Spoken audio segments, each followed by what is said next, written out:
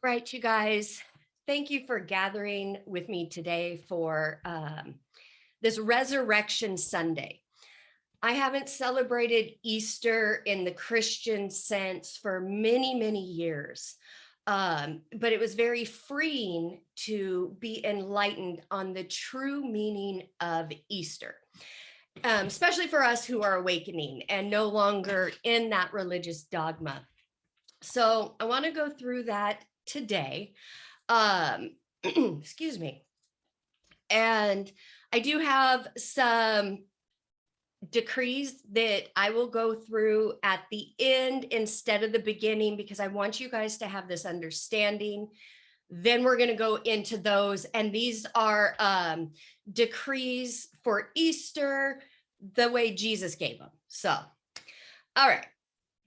Easter for the awakened is very different from what Easter means to the religious. It is 100% about not only the resurrection, but the transfiguration from human consciousness into Christ consciousness.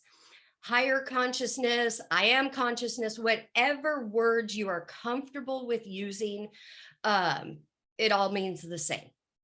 Jesus was the living example of the path of resurrection, ascension, and transfiguration, the threefold activity: the rising up out of duality, human consciousness, into our own God divinity, our original state of being. It is time to take our attention off of the crucifixion and to focus upon the resurrection. The crucifixion was human duality. It played in and really sold that story of judgment and the whole premise of needing a savior outside of us. It all goes back into that matrix. Now, the cross is a sacred geometry. It doesn't have Jesus on it. But it does have special meanings. But again, the matrix has hijacked all of the pure light and love and truth and has twisted it and contaminated it. I'm going to speak on now. What I'm about to read, it was from Mother Mary speaking, and coming from her point of view. And a little background with Mother Mary. She, even though she was Jesus's mom, she did not fully believe that of what his destiny was. She questioned that. It really came into question when she watched her son be crucified. That tore her apart. Not only did it tear her apart, the whole human duality overtook her with anger, unforgiveness, and bitterness. So keep that in the back of your mind. So here's Mother Mary speaking. The last time that God, as we know it, had the opportunity to incarnate in the physical world was through Jesus, who became the Christ. The world is ripening with the unfortunate conditions, difficult conditions, and looking from a perspective, perhaps the world once again is looking for a savior, and not just on Easter weekends, yet a savior who will come to this world. My son Jesus already came to this world. It is your turn, yet it is not your place to walk the path of crucifixion. Now that we are all ascended and free, we understand that the way we lived as human beings, as you continue to do, that with all the suffering that was in our lives and all the things we didn't know, that we were living our own crucifixion in dying, in denying our true divinity and compelling ourselves to be like everyone else, to be less than. This Easter weekend, let us be one mighty family. As I command the resurrection and the life of every good God quality in you, it is your ability to be the light, to be the love, and pour love, and to come to that place to be barren, to be empty of not only ill feelings to the world and to others, yet to empty of holding anything against ourselves.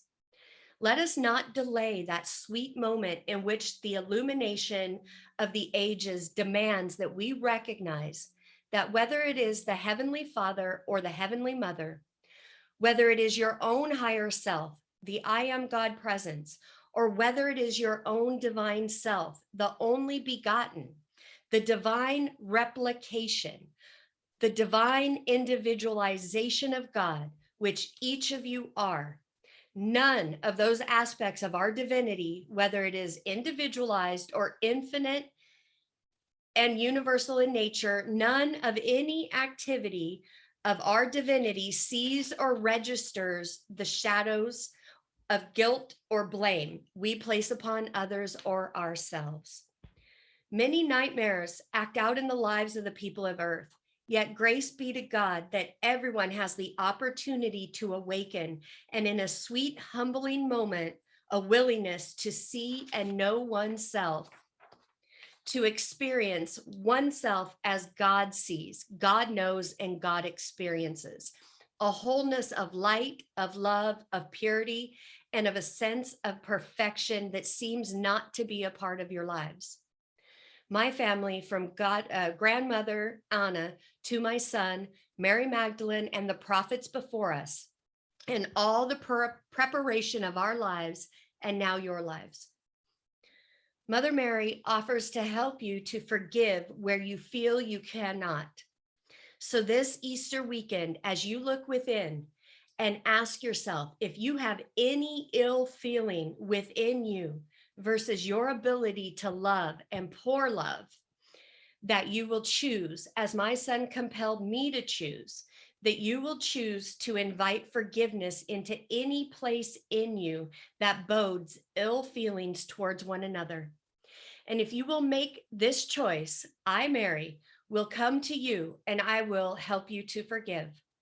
And when that forgiveness is so complete, then comes a new awareness in you that in forgiving another or in forgiving a condition, that underneath all of this is a necessity to forgive ourselves, and for you to realize that you are more illumined than you have ever been before on the subject of forgiveness. And if our value in such things is complete, then we must ask, what about myself? Do I forgive myself those moments in which I have been less than?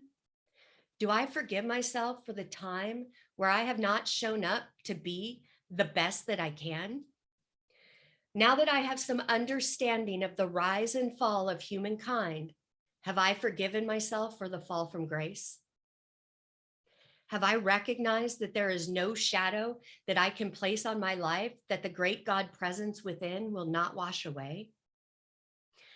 Remember the cosmic law that as you turn your attention to any ascended being, those beings must receive your loving attention, and then we must pour back even greater love to you. We thank you for your love, your recognition.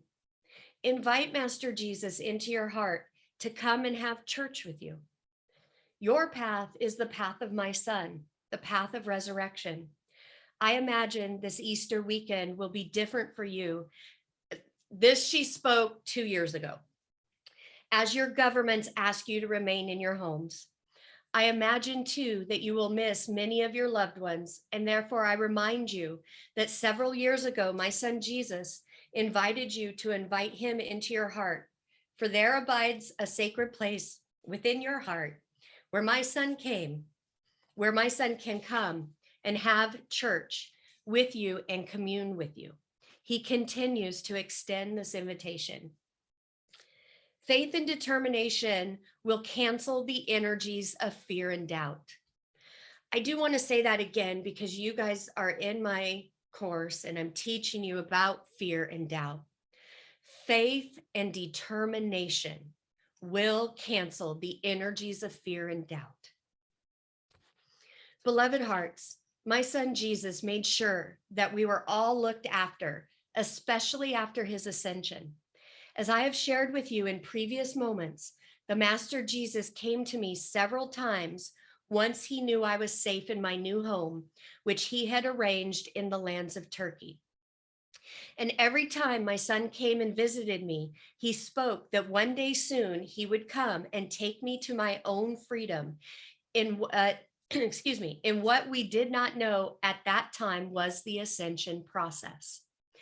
After my son's ascension, he would come to visit me, and he did not hesitate to bring my attention that I had a deep conflict within me, that I held deep within me an anger for what the world had done to him. He would often say to me, "Mother, you must choose what you are going to feel, for you are in such deep conflict, your anger at the world versus your love for me." Again and again, my son came to me and told me this. Yet I was a stubborn woman, you might say. We were Essenes, and I would often reason with him that it was my way, where I had to hold on to that anger towards those in the world for what they had done to him.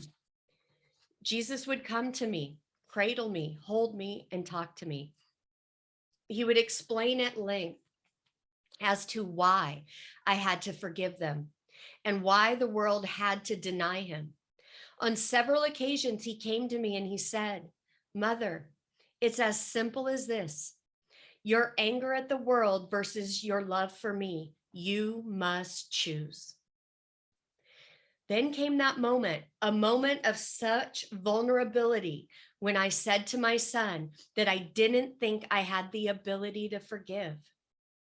When I was honest with him, he replied, "Mother, then I will forgive them for you, so you might be free of this anger that you have for the world. And then the love you have for me, your son, will blossom, and one day release an even greater gift that you yet not know of, the gift of the greatest love of all, the love of a mother for her children, the love that every person can offer every other person." Mother Mary is now known as the ascended master to call on for forgiveness, because when she was here on this earth, she was human. She thought as a human. She, had that duality. And when this happened to her son, that anger overtook her. And it took Jesus many times coming to her, having that same conversation. I come to you today with that same conversation. We are now being called. We have to choose. We are in the time that the prophets spoke about. The spiritual war is going on, the light versus the darkness. When Jesus was here, he was human. He had to also overcome all of this. Jesus was crucified because he spoke the truth. He went against religious dogma. He came with the same message of awakening, the light and the love and the oneness. He also said, "Have no God before me." He was talking about your own I am presence. In the beginning, I mentioned about the cosmic law, that instruction of going first to your I am presence. Then we call to the masters. That is the divine order. For those of us who have a lot of that religious dogma playing out, or those beliefs within us, that we have to go to God or Jesus or a priest, pastor, an angel, whoever first, that is out of order. That is denying who you truly are. That is denying your own God divinity. And just like he kept coming to his own mother, we have to make that choice. Are we going to choose to forgive ourselves and others and choose love? Mother Mary, her story, when she has shared with us and talked about her state of mind and how she became so bitter through all of that. It is so relatable. It was that point, and you guys can look back into your own lives. You came through to a spiritual awakening, most likely through some sort of traumatic event. So did Mother Mary. The ascended masters and the great cosmic beings, especially ascended masters, they have lived human lives. They've held many lives during this time. They came through, they went through the resurrection, the ascension, and the transfiguration. The resurrection, there are 33 paths or 33 levels, if you want, for resurrection. Each one of them helps to clear things. We gain more understanding. Once we hit that 33rd passage of resurrection, then we are now stepping into the ascension. And again, the resurrection is rising up and out of the duality, the belief in two powers, the belief in good and evil, the belief that there is a God, a judgment God outside of us. Once we clear that and that's no longer playing out, we can then open up to the ascension. The ascension is us ascending back up, touching our I am presence that's above us and bringing that back down into this physical temple to be the light and love and to allow that to flow through us and out from us, to go out and touch the people of this world, to touch all of the kingdoms of the world. This is it is to go before you even walk into a room, before your mouth ever opens. People will feel that light and love, because again, resurrection, getting rid of the duality, those false beliefs. Ascension is opening up, allowing that true divinity to come in, to start speaking, thinking, and acting like an ascended being while we're still here in these physical bodies. The transfiguration is what happened when Jesus was reported to come back into his body. Jesus didn't come back into his human body. He had no need for his human body. That is just, I mean, it makes a great story, makes great movies, and it creates a lot of duality within us, but it's not true. How he presented himself was in his light body. He projected out a perfect body so the people could have a grasp and understand it, but he did not re-embody into his physical body. Another thing I've heard over the years in my time in Christianity, about the pain and suffering Jesus felt when he was nailed on the cross. The truth is, there is no death. The only death is to this physical body. When we die, we are shedding the earth suit, the physical body. We do not feel the pain. Excuse me. We don't feel that physical pain. Our spirit is already removed out of the body. All of us have an Adam Cadman cell within us. There's a threefold flame within our heart. There is a process where the angels and the Christ come when we are about to transition. That is removed from us and taken into the higher dimensions. And that's a whole other dialogue and discourse that at some point we will get into. But the point is, he didn't suffer. He didn't feel that pain when the nails went through, when the thorns on his head. That was all the human theater to put fear and doubt into anybody who believed what Jesus had to say, so that others would not follow in that path. So he was taken out of his light body. Now, Joseph, his father, as you guys have heard me teach previous, that was Saint Germain. In that timeline, Saint Germain was here as Joseph. Saint Germain knew the overall plan. Mother Mary didn't have the whole plan. So she physically, emotionally, and mentally went through all of those emotions. Jesus came, helped her to forgive. Now she is the embodiment of forgiveness. That is one of her gifts to us, that we go to our I am presence first. We pour love to our I am presence first.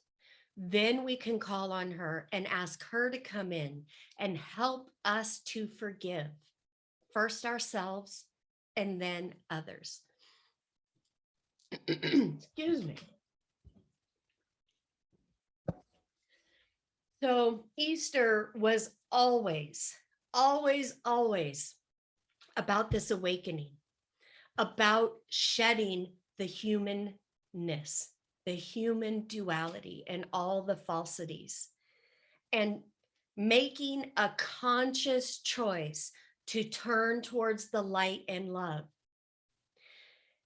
to be that God presence of oneness here on earth, that others can tangibly see, feel, and achieve.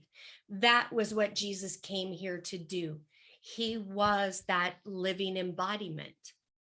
He was the last human person in a human body to do so. There have been others. You've heard me talk, Muhammad, Buddha, they all have the same message. But he came and gave us that blueprint. And now we are following in that blueprint. We are not going to go through anything like Jesus went through. We are being called to go within, reconnect with the light and love, the true divinity, the Father, Mother consciousness, and the oneness. Clear all of that duality and be the light bearers and the way showers. We are now in that time of the Great Awakening. This is the clearing. We are living in those days of what most people will call the tribulation. Jesus is already here. He's not coming in the fanatical way out of the sky where, you and your family members or friends are standing there, and out of every 2 people, 1 is gone. It's not that. Will he come back? Will we see him? Absolutely, 100%.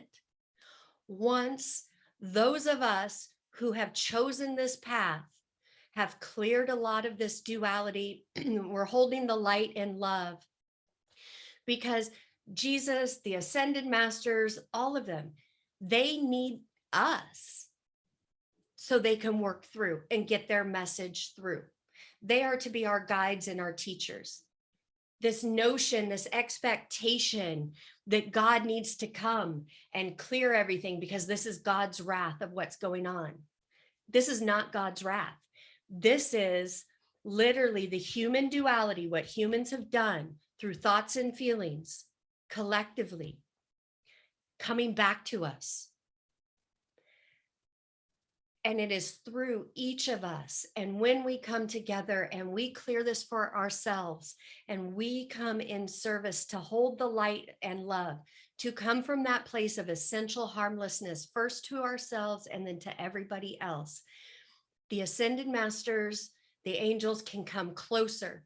Why? Because we are vibrating at a higher frequency. The only reason they can't come into this third dimension is because it is so dense. and such a lower vibration. They cannot energy wise be in that, but they can through those of us who are raising our vibration. They want to work with us. They want to come close to us. And again, we are to, and they will be the first to instruct us, and they are the first to instruct us. Pour love to your I am presence first. You are not to worship anything outside of you before you. You can have love, you can worship whatever you want outside of you, as long as you pour that love to your I am presence that is above you and within you first. After that, doesn't matter. You pour your love to the ascended masters, to the angels, to the elemental beings, to Bob the tree. It doesn't matter. As long as it's to your presence first, because that's the cosmic law, that's the cosmic order. When we walk in this forgiveness and this light and this love, it is grace that can come through. It is grace that will go before us and it will magnetize to us. I know you guys are following me in doing the Amazing Grace song twice a day. If we get 1 million people to be doing this globally, that will raise the vibration so high, and it will be able to be an anchor around the world to allow the ascended masters to come in closer and closer and expedite the clearing of this human duality. That is what Easter is really about. It is about forgiveness. And until we are at that place of resurrection and ascension, and then transfiguration, we need to hold that forgiveness freely for ourselves and others. I'm going to go through and read. I'm not going to read. I'm going to read all of these. These are Jesus's Easter decrees that came through in March of 2021. Beloved mighty I am God presence and beloved Master Jesus, I am the ascended Jesus Christ victory of the cosmic light saturating my being and world. I am the ascended Jesus Christ victory that stands my guard against all outer world conditions. I am the ascended Jesus Christ victory of the ascended master's heart flame of love and purity made alive in me and my world. I am the ascended Jesus Christ victory of illumination as of 1,000 suns come into my intellect and into my feeling world. I am the ascended Jesus Christ victory of the ascended master's love to the earth, which is the hand of protection to all that is of God come forth everywhere. I am the ascended Jesus Christ victory of his presence in action everywhere at my command. I am the ascended Jesus Christ victory of the great sacred fire of eternal love surging into everything in this world. I am the ascended Jesus Christ victory of the great silence manifest in my being and my world. I am the ascended Jesus Christ victory of the fiery love from the great central sun that comes in and around me and produces perfection. I am the ascended Jesus Christ victory of his cosmic Christ love expressing through me and my world each day. I am the ascended Jesus Christ victory of God's unfed flame flooding my being and world each day. I am the ascended Jesus Christ victory over all that is discordant and destructive in this world. I am the ascended Jesus Christ victory in producing eternal victory in all that I do. I am the ascended Jesus victory of the great command of eternal love in everything I do in this physical octave. I am the ascended Jesus Christ victory of the immortal prevention of anything acting in my being and world, except the eternal victory of cosmic Christ love. I am the ascended Jesus Christ victory of cosmic Christ in every cell of my body, which burst into a living golden flame of eternal perfection. I am the ascended Jesus Christ victory of God in action, and my power is that of the cosmic Christ. I am the ascended Jesus Christ victory of eternal happiness of the victorious all Christ in all my daily affairs. I am the ascended Jesus Christ victory of the fiery mind of the cosmic Christ, the all-knowing, dazzling, fathomless, diamond shining mind of God, expressing through me each moment. I am the ascended Jesus Christ victory of the all Christ mind, and it reveals to me all I desire to know each moment. I am the ascended Jesus Christ victory of my beloved mighty I am presence, and it fills my world forever. I am the ascended Jesus Christ victory of the heavenly miracle peace commanding presence, expressing through me each day. I am the ascended Jesus Christ victory over all that is discordant in this world. I am the ascended Jesus Christ victory of the ascended masters. Divine plan for humanity and the earth, fulfilling their way. I am the ascended Jesus Christ victory of legions of angels descending into the lower atmosphere of earth each day that stops all discordant free will. I am the ascended Jesus Christ victory of the cosmic violet flame blazing in, through, and around me each day. I am the Jesus Christ victory of the resurrection and the life of my mind and body in all my daily affairs. I am the ascended Jesus Christ victory of the light of God that never fails. I am the ascended Jesus Christ victory established in my being and set into my world. I demand my world filled with it. I command it go forth and handle conditions that are distressing until I am invincibly free from all problems and struggles, and I am held in the flame of his cosmic Christ victory for eternity. I am the ascended Jesus Christ victory over all that is of the sinister force in this world and its removal from the universe forever. I am the ascended Jesus Christ victory of all the opulence and supply of God made manifest in my hands and use each day. Beloved mighty I am presence, beloved Master Jesus, I love you. I bless you, and I thank you for your presence with me each day. Almighty Christ I am, Almighty Christ I am, Almighty Christ I am. Whew. All right.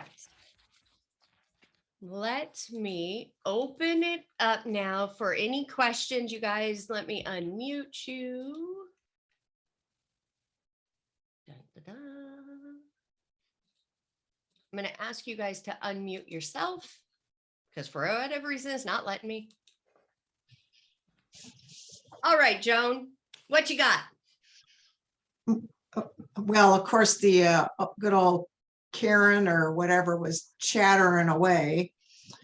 I like the decrees, and I wondered whether or not the question is, can we get a copy of those? Absolutely. Thank you. So what surged forth for me throughout this was, I think it was when you were reading Mother Mary's message, that Jesus was the only one who embodied and then ascended, blah, blah, blah, and, resurrected, all that. And my question is, in all these centuries, is he really the only one? That's what really comes forth from me. He's not the only one. He was the last one, and that was so publicly humiliated. Okay. And so, because Buddha, Muhammad, there's so many of them that they all had the same message, but none of them were crucified and made to basically be mocked.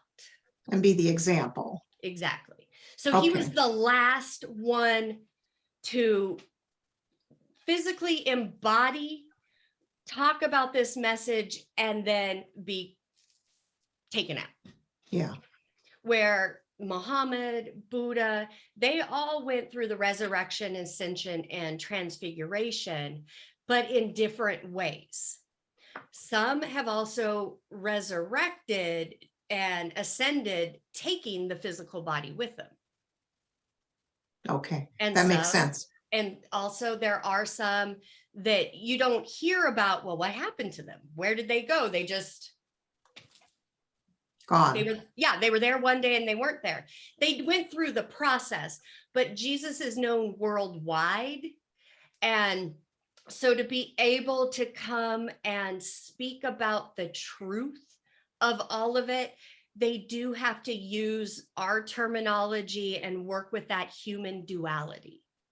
And is that why the human form came as a male? Because of how many years ago it was, and that a woman would not even be heard or seen? Absolutely. And that is also, and let me bounce off of that. Absolutely. Because he came to talk about the love and the mother's presence. He already knew it wasn't going to be very well received because the Jews were so into their dogma. And that's why Jesus coined Father God.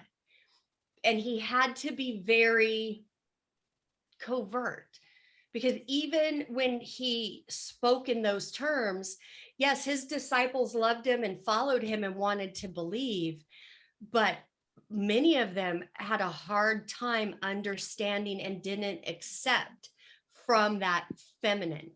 So even today with the divine feminine, Mother Akasha, when she speaks through her messenger, it's a male body, because the feminine would be taken out.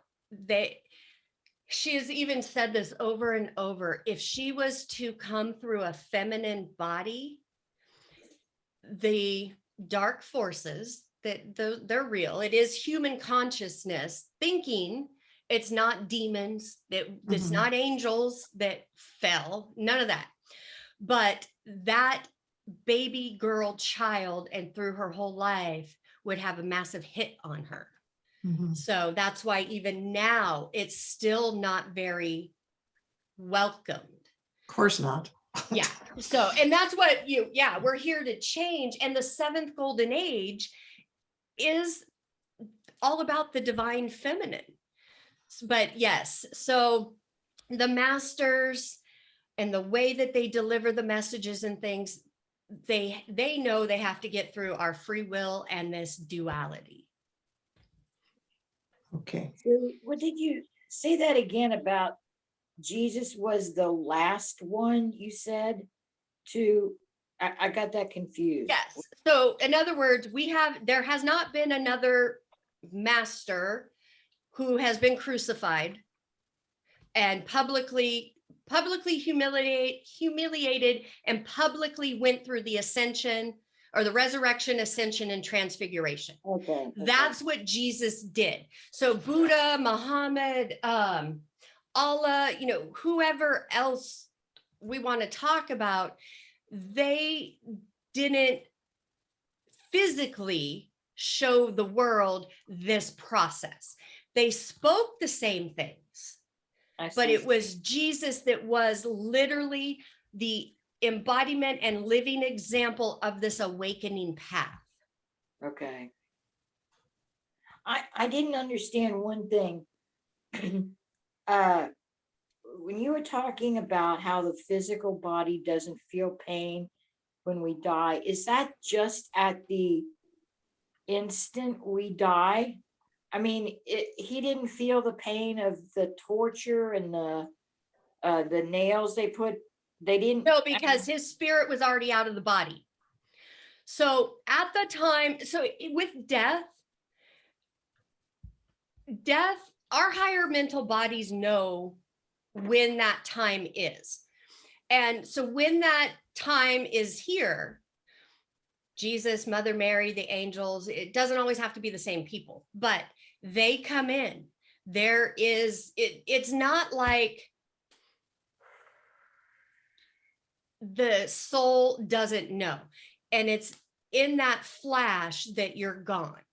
Now the physical body that's left, yes, that will go through all the pain, but the spirit, the soul, it's not in there anymore.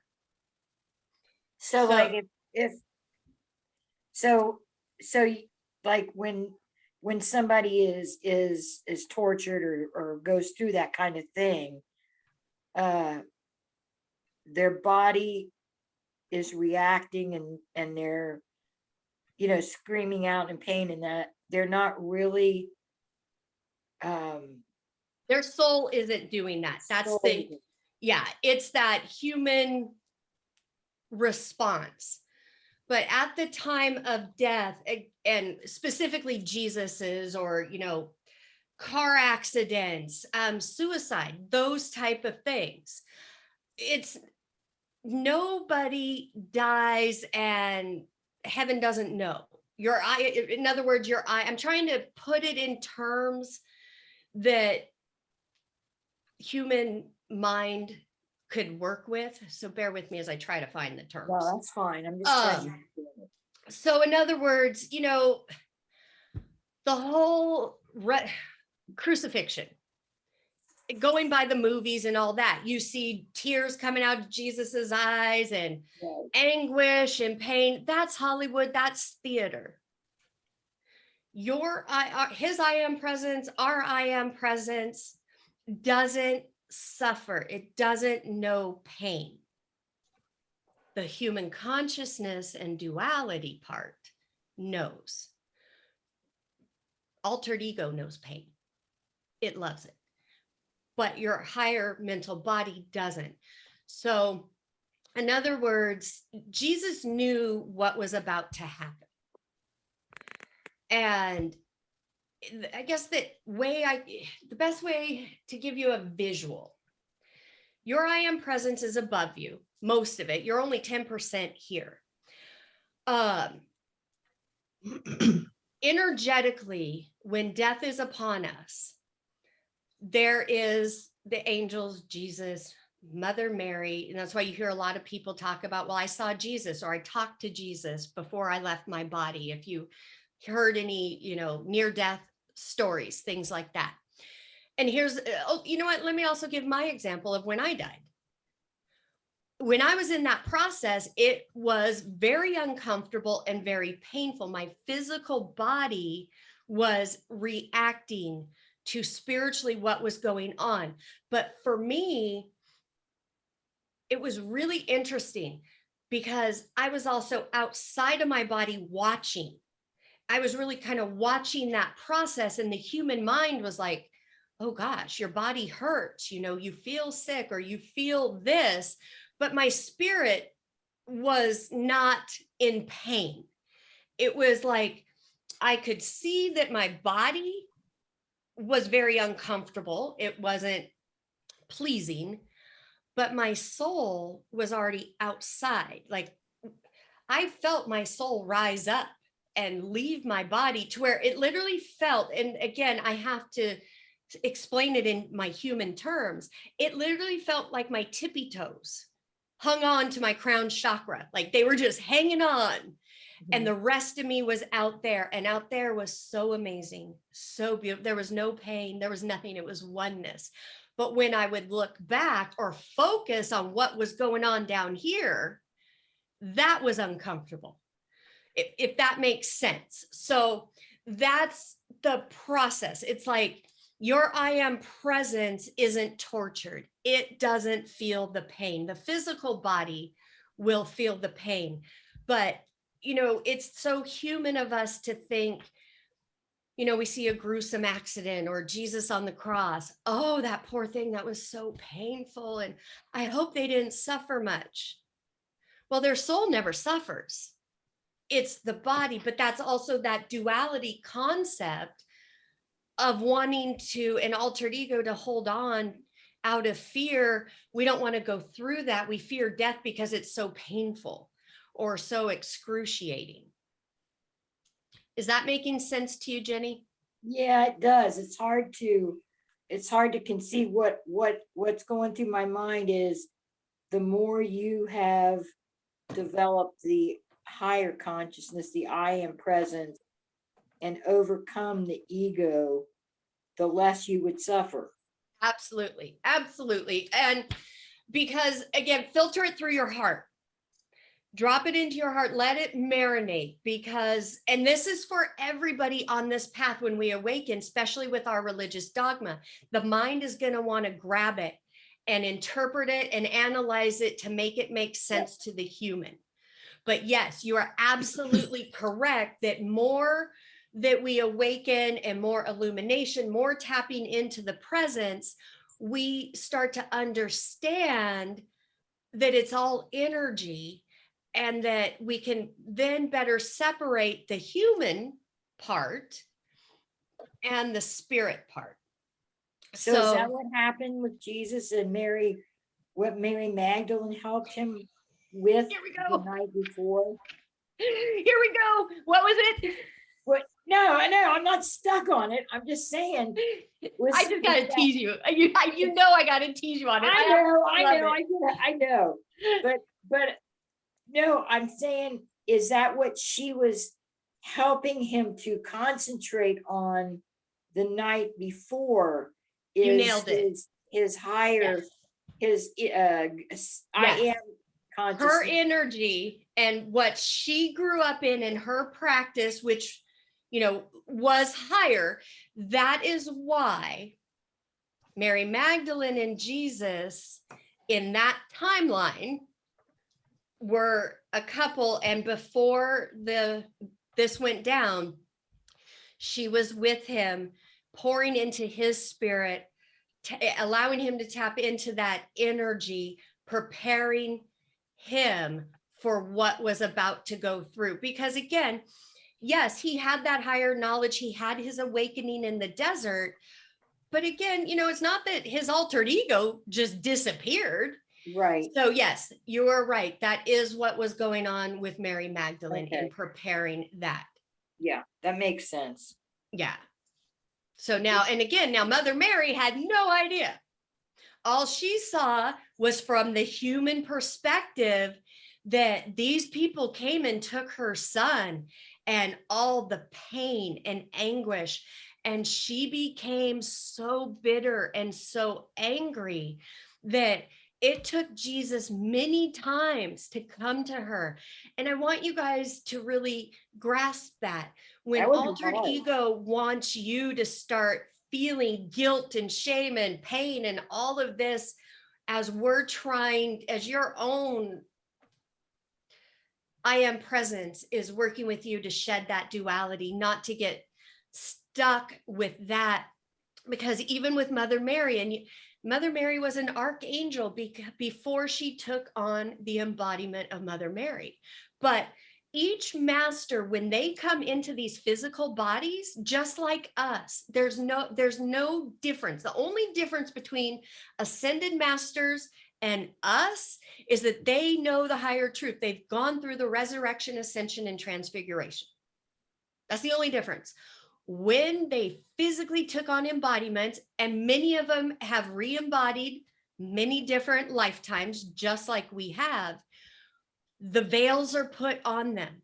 They are human, and they have to go through the human process and awaken back into the truth, just like we are. So that's why it's so, they get it. They understand the humanist. They understand that stubbornness, and they're not moved by our human duality. That's why there's no judgment. You know, okay, apparently I'm supposed to use this because this has been coming to me a lot lately. Whitney Houston, anointed, overlit by the masters. She, you know, her voice was amazing. She literally was overlit by goddess Melody. Melody is the goddess of the music of the higher spheres. Whitney Houston, during her life, we know what happened before her death, the drug use and all of that. Ascended masters, God, Mother, Father, God, nobody gives a crap about that. That's human stuff. That doesn't take away from our divinity. It didn't take away from her divinity. That was the human playing out, trying to keep her from the truth. Did it wear out the body? Yes, that's what we as humans do. We wear out our bodies. But Whitney went right to the fifth dimension, went into Shambhala, the ascended master realm, and has been studying, and she is now, overlighting the music. But that goes for all of us. It doesn't matter what we humans get involved in. Nobody is judging us. Only the humans judge. So a master's not going to come and say, well, you've been on meth or coke, or you're an alcoholic, you're a whore, whatever. That doesn't even get up there. That crap doesn't leave the third dimension realm. They only see higher truth. They only see perfection. They only see us as the mother father consciousness. And that's how they talk to us and approach us. But they do have to work with the stubborn human duality. Don't they have to help? Don't they try to help you not depend on stuff like that so you can be more in touch with them? They do. And they do, but they all have to honor our free will. So without us going to them and literally asking them to come, their hands are tied. Okay. So when we go to them and like this discourse right now, calling on Mother Mary to help us to forgive. She can't just come in without your permission, asking her to come in, because that would be overstepping and breaking a cosmic law. Okay. So yeah. And for those of us who have had loved ones who have passed on in what we would say tragic ways, and that may have been involved in substance abuse or whatever it was. My son. Great example. The moment he left his body, he's whole and perfect again. Nobody held the drugs or anything against him. He's free. He literally freed himself from this cage that he was in. What, for your son specifically, suicide is about, we give up our free will. We give up that will. And I know the human part of us wants to say, oh, and I'm not taking away from the pain or anything that you've suffered as a mother by any means. Right. But from the fuller part of what happened and what went through, that moment he took his life, he was with the masters, being loved, being restored, learning this. So guess what? He can now help you. He's one of your guides, one of your angels. He may come back in this embodiment. And if he does, you're going to know, but it's to help. So, and, I don't say we're taught, but human duality with suicide, it's so heavy. It's so really can just drag us down. And again, I'm not telling anybody, hey, it's okay, go commit suicide. No. I'm not saying that, because again, we cut ourselves short of what we are supposed to be doing. So we have to do it again. Now, when we awaken and we are on this path and we're tapped in, we can ask the masters to, take our loved ones into Shambhala and work with them, help them not go to the planes of bliss, because not everybody goes to Shambhala. It depends on where they were in their process, because this isn't just this life process. This is the soul's evolution, and we will keep reincarnating and doing it until we've learned the lessons, or until we've chosen to ascend and get off the karmic wheel. What is Shambhala? Go ahead. What is Shambhala? Shambhala is in the 5th dimension. It's the ascended masters dimension. Okay. That is, we would think of it, or we would know it as heaven. Okay. But in truth, there's no heaven or hell. There's Right. different dimensions. Now, Shambhala is not outside of our universe. It's not even off of our planet. It is a higher dimension frequency. It's right above us, right above. And that's where a lot of the ascended masters have their homes. If you guys ever heard about, you know, some of the religious songs, when I get to heaven and mansions and streets of gold, all of that, Shambhala. Okay. Ascended master temples are in Shambhala. So there are certain ascended masters who stay in Shambhala. They transmit from Shambhala and their palaces and things like that. So it would be our understanding of heaven. Yeah. And then you mentioned the 33 levels to resurrection. I believe that's how it was worded. What are the 33 levels? Not that I expect you to name them all off here. 1, 2, 3, 4, 5. I will send you, there is the easiest way to really get it within you. There's a YouTube video and it literally sings, and I just love it, the names of resurrection. Because each of them, there's a Krista Messiah, Abalone, now I can't even say all of them, but there are different levels. I'll also email you guys, if you want it, what each level is, what it represents, because each step, think of it as, and this is what goes on in the Himalayan mystery schools, there were many mystery schools, not just the Himalayans, but those have all been closed down on Earth.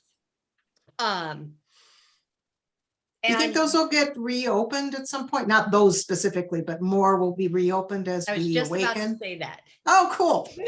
The Radiant Rose Academy is the only spiritual group that is teaching the mystery school teachings. It is the only one on Earth now. Right. So yes, it is here. The rest of them have been closed down. And that's where obviously I get my information from. But yes, so that will be the video that talks about the different levels and those levels. Okay. But yes, so the Radiant Rose, they have so much free stuff on YouTube, even on their website. And we do classes every month. Every Wednesday, Mother Akasha teaches the Tree of Life. And she teaches it. And I know even on YouTube, she has a lot of those classes, that whole series, free. And each year we go through the passages of resurrection. So we're going on up. And here's the thing, again, this isn't hidden knowledge. It's all energy. Once somebody has walked through the door, that door is open. So in other words, those of us who have been studying from this mystery school and the attainment that we have already mastered, so to speak, somebody new coming in, you're not going to have to spend all that time because we've already gone through that. You'll get up to speed right to where the rest of the students are a lot quicker. Yeah, so you're not sitting there like you're not part of the group or something. Like, what the hell is going on? Sort of like back in grade school, everybody's having fun and I'm standing on the sidelines. Yeah. Exactly. Yes. Nope. And not at all. And so that's the beautiful part of it. And because back in the day when the mystery schools were open, one literally had to leave everything we know. And I want to tie this back to the immersion that we're doing. you and the cocoon. I tell you guys, it's very solitary. You know, you're going to go through a time of losing friends, family, not really, you know, Connecting. thank you, connecting like you did. It's no different than the people before leaving something inside of them. They needed to go on a spiritual quest. You hear of people going to Mount Shasta, walking up the side of Mount Shasta, and Mhm. amazing beings, Saint Germain showing up. You know, Dr. Strange, I love to use that one. He was on a spiritual quest. A ascended master met him on the mountain, opened the door, he went in. It's a mystery school. It's the same thing as what we're doing now. Yeah. And that was really how it happened for me as well. I was very, very cautious of anything spiritual, and different spiritual groups and cults and things like that. I really had to feel it out. But I realized I was on my own spiritual quest. I wasn't resonating with anything. And I always knew that when I heard the truth, I would know it. I would know it. Doesn't mean I still didn't have resistance. I did. I was the one that for a few years before even joining or becoming a student of the Radiant Rose, I watched it on YouTube. Yeah, that's me.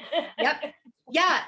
And that's perfect. And because that's what we need to do. We need to figure out what do we align with? Because guys, make no mistake about it. Like Jesus said, it is easier for a camel to go through an eye of a needle than walking this path and facing ourselves. But yes, I could not deny it. And I would be so Jenny, that's why I just love when you come at me with all the questions, and I love to rub you because it was me, you were me. But why? You know, so, but once I opened up and I just went, oh my God, I can't deny this. And then I realized, because at first I didn't know it was a mystery school. I just picked up on certain videos. And even when Mother Akasha was talking, I've had dreams since I was a child I couldn't deny. I had a dream at 7 and again around 12, where I was taken up and it looked like a waiting room at first. But then a being came and we went into another room, and it was this great big library. The best way I could describe it, it's like in Beauty and the Beast, that huge library. I love that library. I was there. There was this big podium and these huge books. There were books upon books. Wow. And they would come and it would go right onto the podium and it would open up and it was blank pages. And I'm like, what the hell? As I'm looking, and then the being, which I now know was Saint Germain, said, look closer at me and my little human, but there's nothing there. There's nothing there. I remember this. Look again. So I'd look, and as I'd look, the writing would appear. Wow. And it was the story of my life. And then other books would come down and it was more. And then I was shown the books that weren't written yet. I was looking at the Akashic records. You know, I didn't, obviously back then I didn't know. So what did I do? I filtered it through my Christianity. Yeah. I was taken inside Mount Shasta and I saw the violet flame in the middle. And it was like seeing caverns all around me with all these flames. And then I just saw, I saw beings, and I loved the feeling. But when I woke up, being so into, back then, I was so deep in Christianity and spiritual warfare. I was like, I know I didn't go to hell because I liked the feeling, but there was fire. There was no gnashing of teeth. Flesh wasn't melting off. So I was trying to make sense out of it. And I kid you not, you guys, this was about 3 years ago, a meditation came through one of the discourses. And in this guided meditation, it was the exact same thing of what I experienced. Oh, wow. And so for me, that was confirmation, even though I had already had that.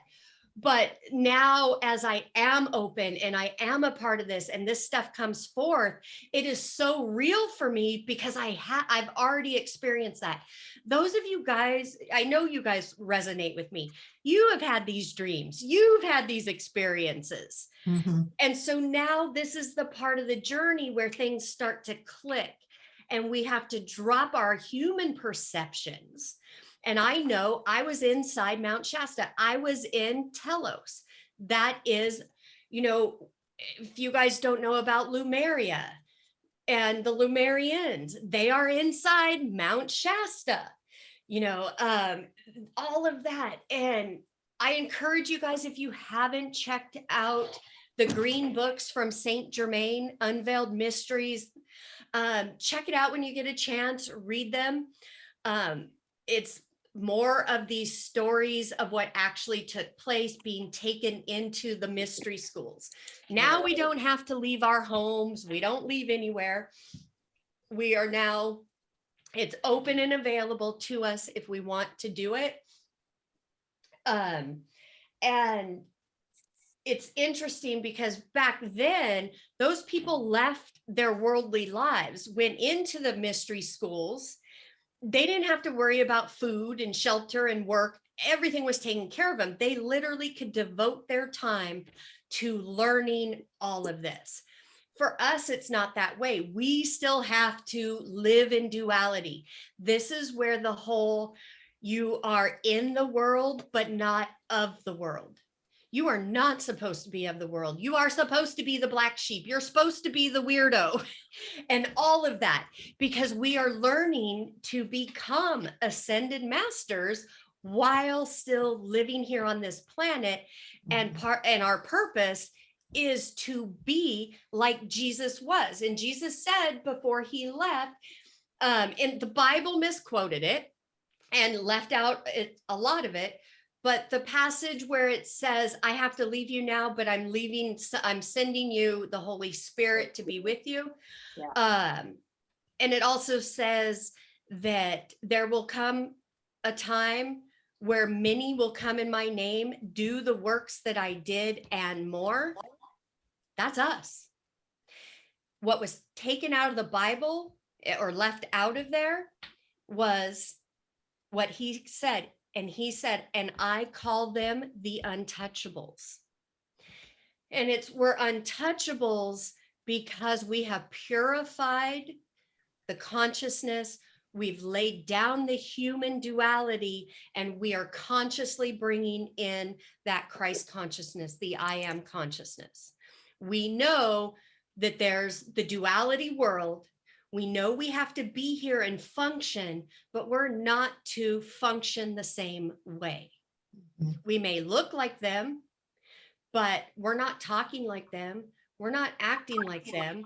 When all the people, in each of our lives who want to take us down or come against us, we're learning we're not to, reply back with the same energy.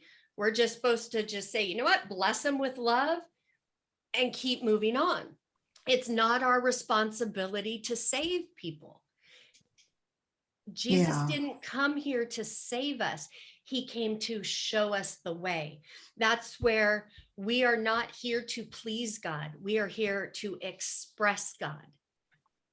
Yeah. That one of the things that I've noticed when you were speaking of getting to a place where you release people, blah, blah, blah. I did that a while back before the pandemic because of my own diagnoses and health challenges. I'm like, okay, how many times do I have to be shown that these aren't healthy ways for me? That didn't always mean people, but behaviors, how I did things, what I allowed into my day-to-day life, belief systems, all that. And then the pandemic hit, and I already had released so many folks that it really wasn't.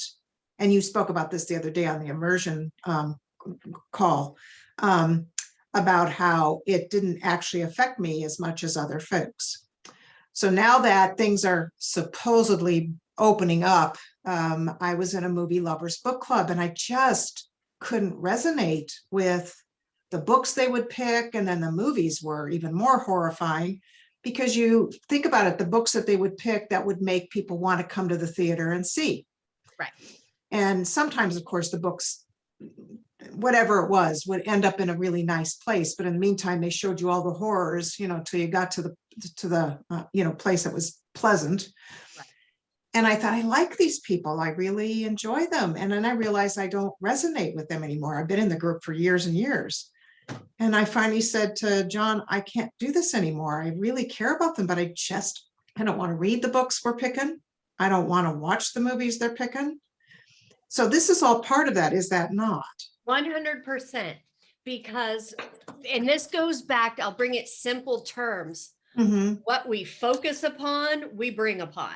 And Yeah. when we're watching these films that have these gruesome things going on, whatever it is, lower vibration, that gets written on ourselves to play out in our lives in certain forms. It may not, come out exactly, but it is attacking our own presence. Yeah, John and I tried to watch 2 movies on Netflix. I'm like, hey, let's see, what can we watch?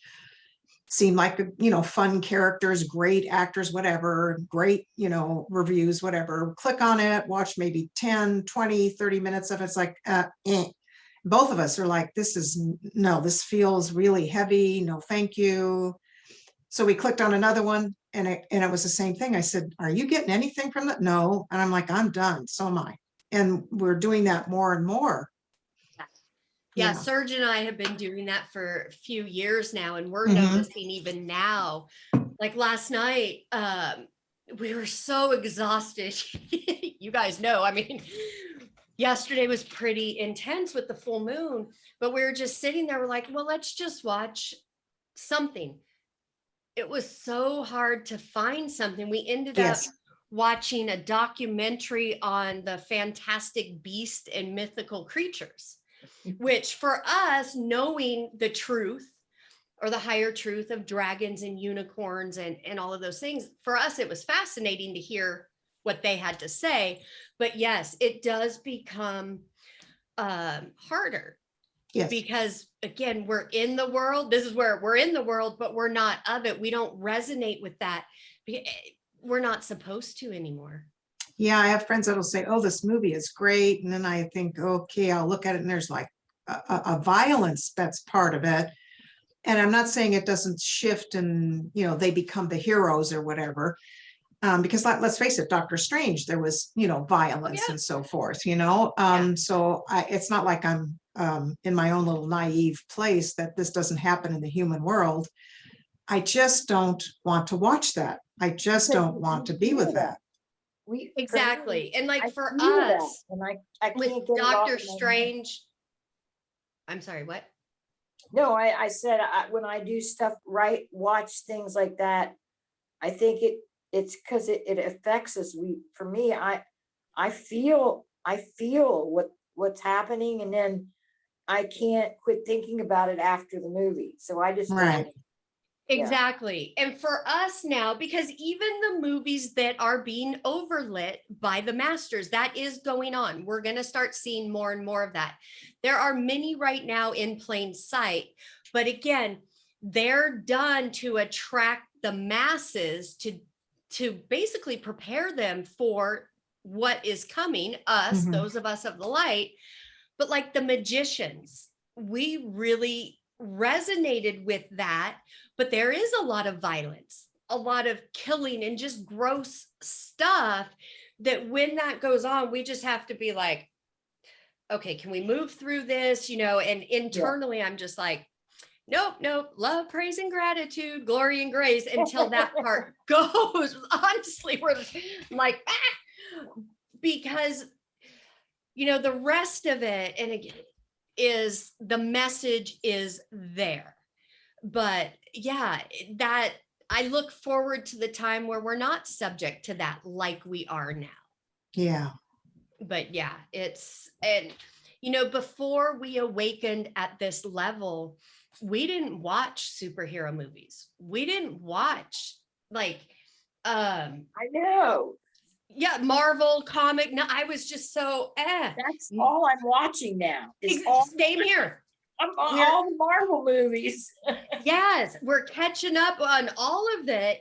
And for us, now we're watching it going with our mystery Right. school teachings are like, oh, you know, Doctor Strange, how he projects energy through the palms of his hands. Right. You guys have heard me talk about that. And then Mhm. another one of the Avengers, when Iron Man flies, there's sparks that come out of his feet. Guys, those are portals. Well, look at Spider-Man. Where does Yep.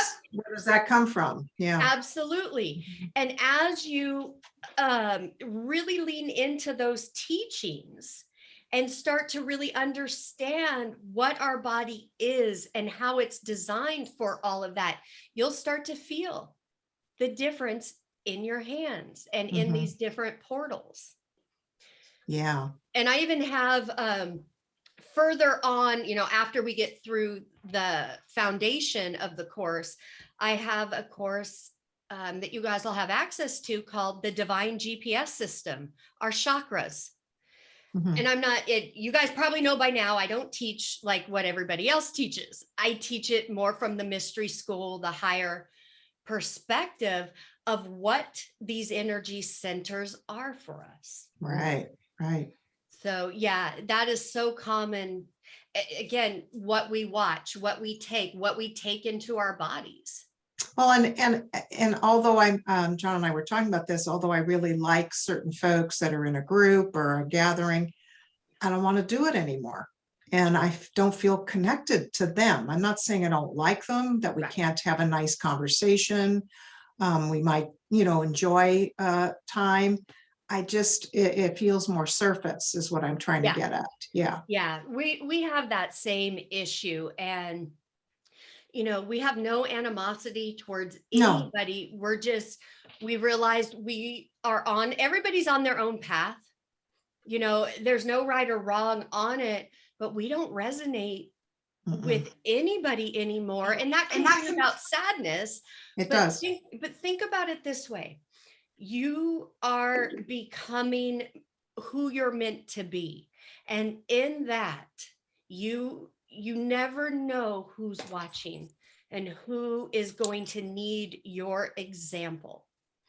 And it just means our relationships are transforming, because while we go through this and while we awaken at such a higher level, we're not meant to stay and with the people that we might have been coming up with, so to speak.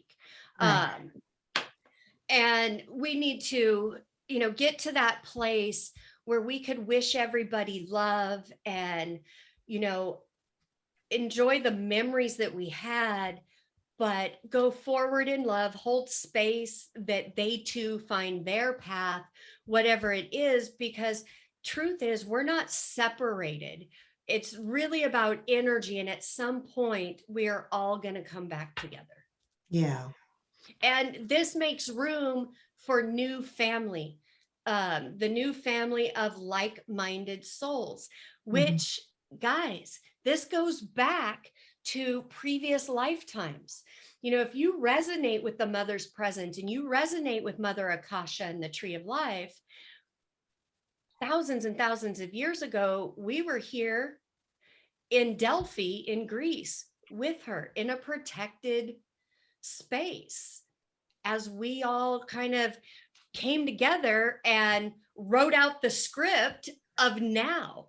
We are now coming into each other's lives again, finding that soul tribe and remembering and opening each other up to those ancient memories and purpose that are in ourselves.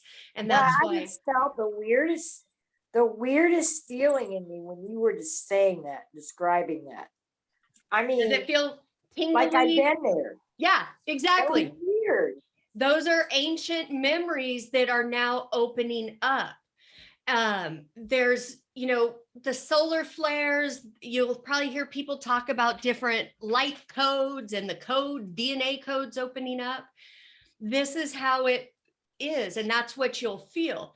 So that is your own confirmation that when you hear about Delphi, all of us being back in Greece at that time, you know, basically the way I visualize it is like a drama club. You know, you go to drama club and there's the screenwrited play, and everybody gets a part, and we all have a plan. We know what we're supposed to do.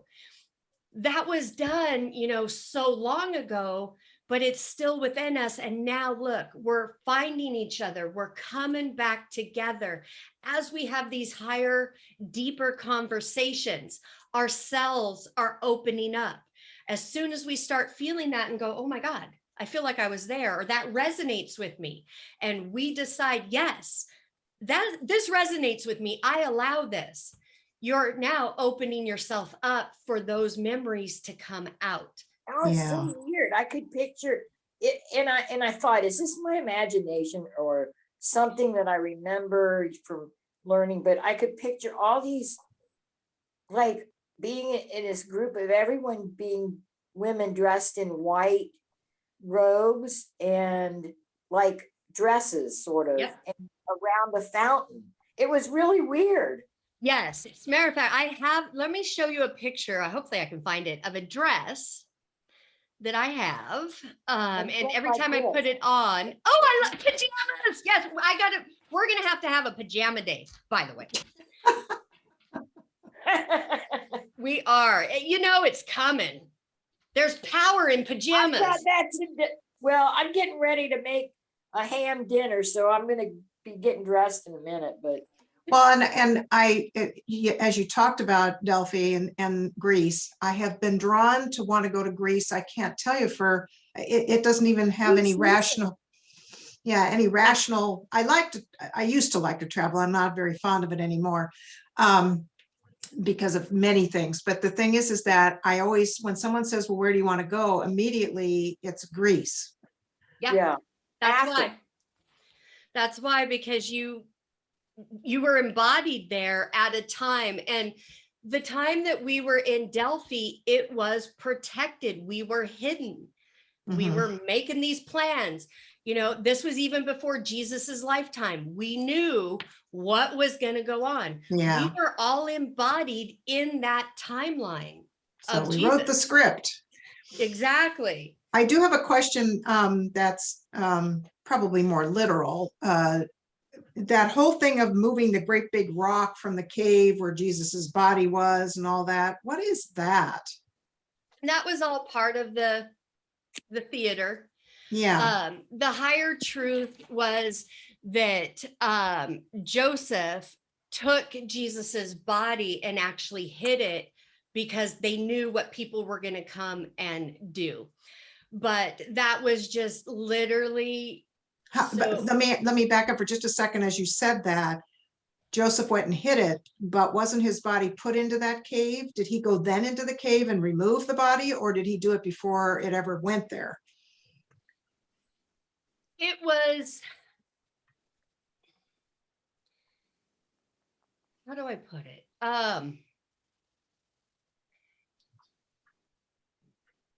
It was put there. Mm-hmm. To play out the human side of it, mm-hmm. but his physical body was actually hidden. Yeah. Because of what people were going to try to do at that time. I get it. Okay, that makes sense. Yeah, I always thought it was kind of like, let's see what hoopla we can make up around that. Oh yeah, exactly. I want to show you this picture, and I only have 22,000 pictures on here. So, but I'm trying to go back to the year. Hang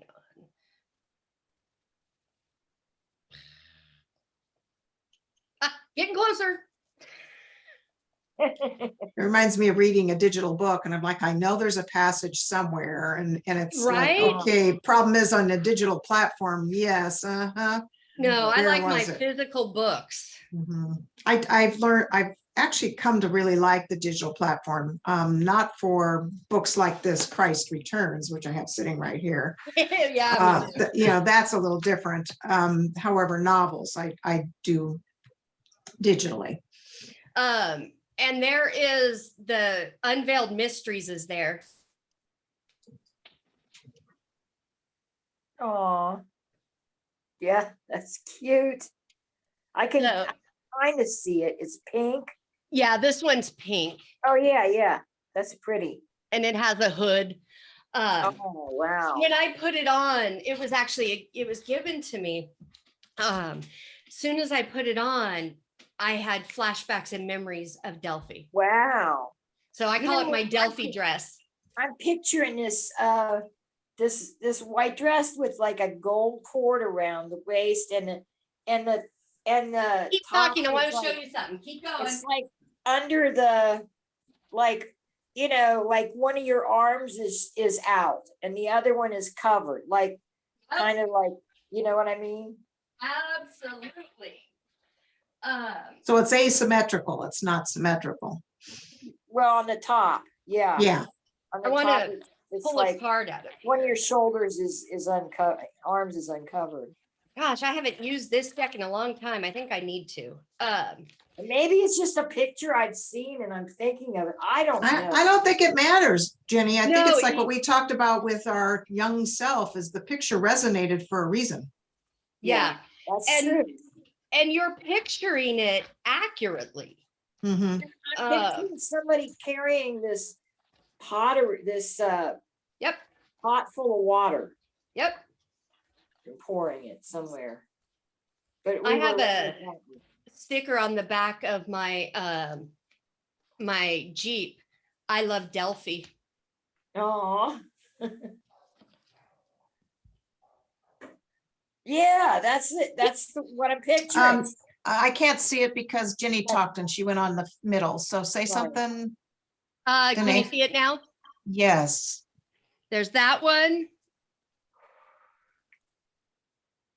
And that Wait. one.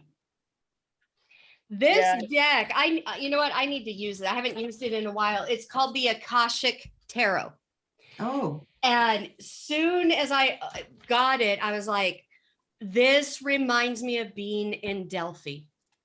It really has that vibe. So yeah. But yeah, those visions are very, very accurate. Those are the ancient memories being activated. And I know you guys hear me say all the time, have patience, because as you gain more understanding, other things will start to open. And truth never changes, it only expands. So as we clear the density and the duality out of us, we are now open. And that's why I always say, go on record every day and say, I'm open and allowing, you know, the higher vibrational information to come through, whatever you want to say. But you will start having a lot of these experiences where, like Jenny said, was that my imagination or was I really there? You were really there. It's not your imagination. Altered ego is not going to start imagining wild and crazy divine things. It will try to talk you out of the wild, crazy divine things and want you to feel like you're crazy. Yeah, that's true. That happens. You know, yeah. am I just recalling a picture I saw somewhere, or you know? Yeah, you're recalling your own past life. Wow. Yeah. Weird. So That's exciting. It really is. It's a whole new world. yes. And I know we all have to go. The Green Books of Saint Germain from Saint James. What was the name of that? Unveiled Mysteries. Oh. I don't think I've sent you guys the spiritual list yet. Let me see. Unveiled Mysteries. I'll get you all the names. Okay, that's great. That was just helpful. With that one, I can. That's the first one. And I do believe it's on Kindle because I have it in my Kindle. I don't have the physical. I want the physical copy, but I don't have it. So you could go on Kindle and read it or whatever. Yeah, that would be platform. fine. Okay. So I hope this gave you guys a better understanding of Easter and what it really means, especially now that we're awakening. It does. Yeah. Thank you. Yeah, Very you guys nice. are welcome. So let me ask this final thing, and then of course we'll never get off at this rate. We suddenly Easter became about, bunnies and chocolate rabbits and, Easter eggs and baskets and all that. I mean, that feels more like Matrix to It is. get us. Yeah. It also helps us get distracted from truth around the real Easter, what it Right. really means, the time of season. So, and of course, it doesn't mean it can't be delightful and fun and people enjoy Right. it. It doesn't mean you can't. You can partake in whatever you want. Again, the masters don't care. Jesus doesn't care. At the root of all of it, it's about forgiveness Mhm. and that the threefold process of resurrection, ascension, and transfiguration out of the human consciousness. But I mean, we got to admit, the bunnies, the eggs, the baskets, the chocolate, it's a great deflection. Distraction. Yeah, distraction of truth. Of course, yesterday I was like, gosh, my grandkids live about 2 hours from me. So they're not right here. But I was telling Serge, I'm like, I miss when we used to hide eggs, and I miss when I was a little girl looking for the eggs and stuff like that. But there's no rules that we can't do that. No, my daughter said she does it still. My grandson's going to be 14 and he loves that part. She goes and hides eggs. Yeah, absolutely. I love it. I love it too. And like for us today, well, you guys know I'm making tamales. Mhm. We're doing chicken tamales. And I couldn't decide on a dessert. So I'm like, let's just do individual cupcakes because I'm not into sugar or any of that. So I'm like, let's just do it this way. And then last night, as we're going to bed, I swear, it just sounded like somebody was pounding on my wall. I'm 3 stories up. My office is on my 3rd floor. Wow. Anyways, I told him, I said, we celebrate different. I said, I had this picture of us with the cupcake and we each have a candle on it and we're celebrating our own, Jesus's resurrection, ascension, but our own, that, we are on this path and we are, at a certain level. And so bringing it back to honor our own I am presence, because that's the cosmic law. That's what we're supposed to be doing. And then honoring the rest. Well, thank you, Denae. I think you appreciate you being here for me today and certainly others. Thank you so much. I enjoy our time together. I do too. I really do. And, we've got a big job ahead of us. Mhm. Just even within ourselves, clearing that, but holding space for the rest of the mass of the people, for them to awaken and come to this truth. Well, that when I went to First Church of Religious Science, which no longer it is, but from the science of mind practices and so forth, the assistant minister, he used to say, we don't come to church so we can, like the whole Christ and, all that stuff, which of course you see a lot in Catholic churches and all that. He said, you really come to remind yourself and practice and be present to that over and over. Because let's face it, the busyness and our altered ego will throw us off track. And before we know it, we forget. Oh, yeah. Yeah, exactly. That's the game plan. Mhm. Altered ego's got its playbook, and altered ego really deserves an Oscar, a Grammy, hell, a Nobel Prize for the shit it does. It is award winning. Yes. And of course, if you put it in its place, it's like just starts to scream louder.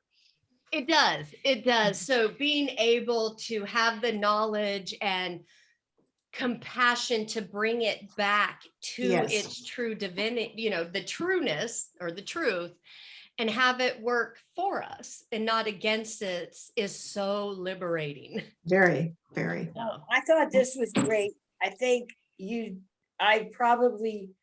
I got so much out of listening to you today. And it was to me, it was like being in church. You know, it was like hearing some inspirational message that we needed to hear. So, And that you're thank not a you. sinner and you're not going to hell and you don't need to get on your face and cry out to God. Well, you know, just the whole message you had today about Easter and what it was about. And, you know, there was a part you said, so I call on you to do this, to go through the same, you know, the same process, you know, as far as letting our higher consciousness take over and ascending. And I mean, I thought you did a really good job. I mean, it's Yep. like it I'm not gave holding me- back anymore. I'm stepping I see into that. my Good for true purpose. you. And I You're just want to just say thank you. You guys have helped me do that You're because for preaching so it. long, I had been shut down and, you know, but I can't anymore. And I love it because I now feel so unapologetic about it. And my purpose isn't to hurt anybody, but my truth is my truth, and others need it. Again, you guys, this We is need your truth as well. And it's not everybody's. That's okay. Yeah. Mm-mm. I'm not here for everybody. I'm here for the ones that have this calling. Yeah, we come Here. forth. Yes, we come forth when we're ready. And Yep. if we're not, we push away Exactly. or attack. I mean, there's Good that for too. you. You Yeah. know, you get that whole attack thing too. So yeah. Yeah. Let it Yeah. flow. You're doing good. Thank you. Yeah.